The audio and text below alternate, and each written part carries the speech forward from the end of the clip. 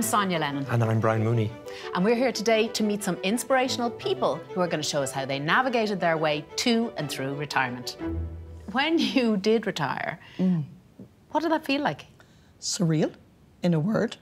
Even though obviously I had prepared for it and put a lot of thought into it and had done my research and so on, I don't think you'd ever really prepared for the first day you wake up and you actually don't have to get out of bed to go to work. I mean, let's face it, it is one of those big milestones in your life. Absolutely. And, you know, it's uncharted waters you haven't done before, so you're mature enough, hopefully, to have had the groundwork done and to have... But at the same time, it's the first day of the beginning of a new chapter. So, yeah, it is new. It's new for you, it's new for you, and I mean, it's wonderful, but it does take a while for that reality to sink in. Michael, you'd come from a very busy retail... Different background. Very different. Yes. This was retail, right? Wholesale. Wholesale. Wholesale. How scary was it to move away from that piece of who you were? It wasn't scary. OK. No, it was never scary for me. It was a decision I made. It was time to move on. And what was the catalyst? I felt I was getting old. I felt I had so much more to do.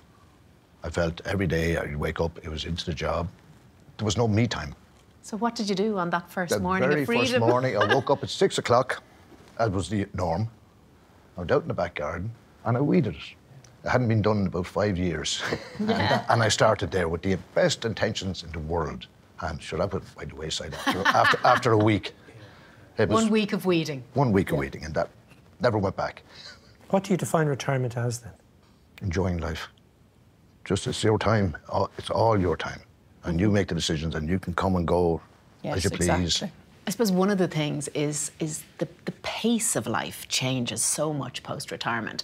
How did you adjust to it and how did you fill your time, I suppose? The pace certainly changes. I mean, for the first time in your life, you're not working to the clock.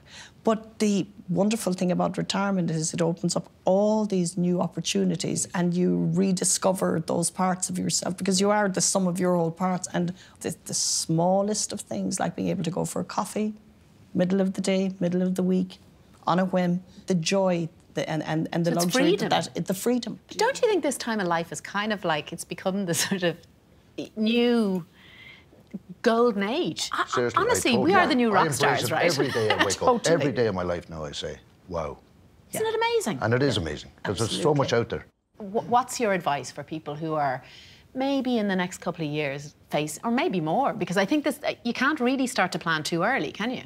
One thing is not to be afraid of it. Yeah. Be yourself and just do it. Planning is so essential because I think for a person to actually truly avail of this wonderful time in your life, you do need to be sure that you can actually do it. It's fascinating, isn't it? Yes, it is.